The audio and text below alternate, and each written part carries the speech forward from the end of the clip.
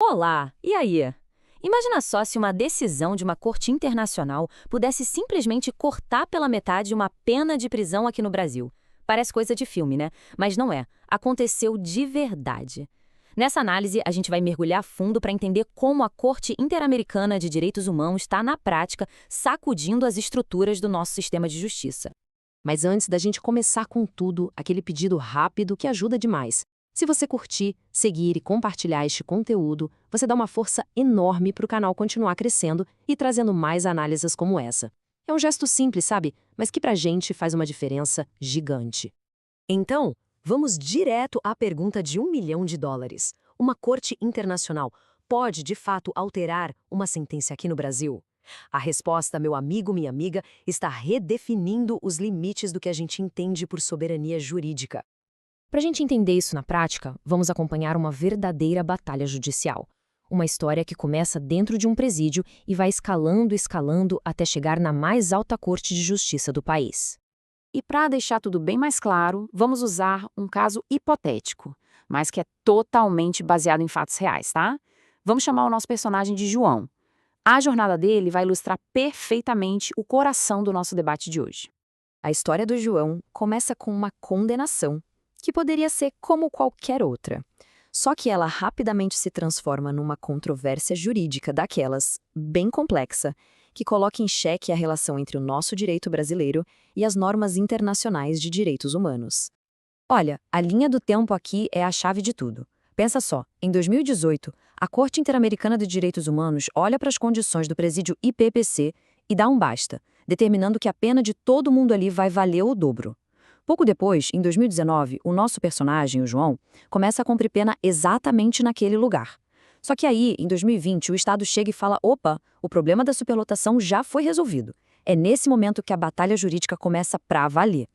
A defesa do João vai à luta e de primeira consegue uma grande vitória. O juiz concorda e concede o benefício para todo o período. Mas a história não para por aí, não. O Ministério Público não gosta nada disso, recorre e o Tribunal de Justiça do Rio de Janeiro vira o jogo, revertendo a decisão. A batalha judicial do João sofre uma reviravolta daquelas. Então, o ponto crucial é o seguinte: o que realmente estava sendo debatido ali? Não era só o caso do João, era muito mais fundo. Eram princípios jurídicos fundamentais que definem como os direitos humanos são protegidos aqui no país. E aqui a gente vê o choque dos argumentos. De um lado, o Tribunal do Rio defendia que a decisão internacional não era automática e que se a superlotação acabou, o efeito dela também acabava. Do outro lado, a defesa batia o pé, dizendo que a decisão era obrigatória sim e que as condições desumanas iam muito, mas muito além do número de presos. O grande trunfo da defesa se baseava num princípio fundamental, o pro personae.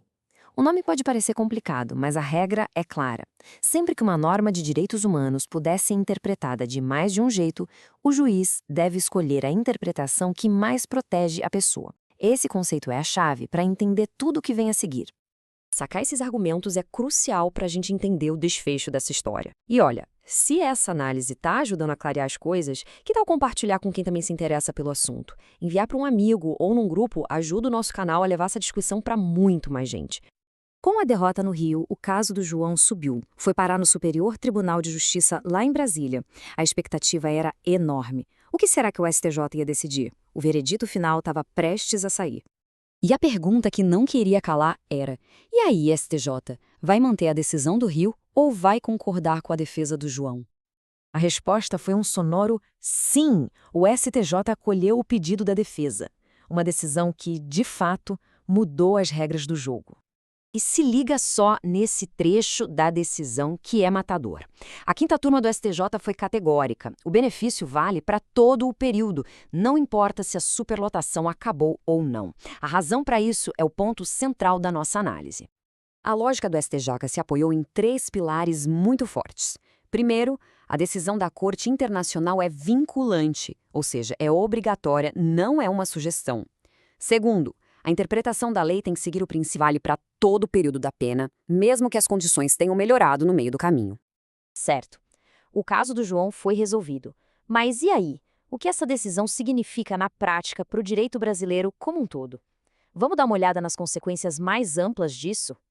A primeira grande questão que fica é: afinal de contas, Qual é a força real dessas decisões internacionais aqui dentro do nosso país? E a resposta do STJ é cristalina, a eficácia é vinculante e imediata. Isso quer dizer que todos os órgãos do Estado brasileiro, juízes, governos, o Congresso, têm a obrigação de cumprir as sentenças da Corte. Elas não são meras recomendações, é para cumprir e ponto. E aquele argumento de que o problema da superlotação tinha acabado, hein? Isso não seria motivo suficiente para encerrar o benefício? A resposta é um categórico não. O STJ entendeu que a superlotação era só a ponta do iceberg. O problema real estava muito mais fundo. Era a estrutura caindo aos pedaços, a falta de higiene, a violência. Resolver só superlotação não resolvia a violação de direitos. Mas de onde vem essa ideia de contar a pena em dobro? Por que essa foi a solução que encontraram? O cômputo em dobro funciona como uma espécie de reparação. A lógica é bem parecida com a da remissão de pena, sabe? Quando um preso estuda ou trabalha para diminuir o tempo na cadeia. Nesse caso, a remissão é uma compensação pelo tempo que a pessoa foi forçada a passar em condições que violam a dignidade humana.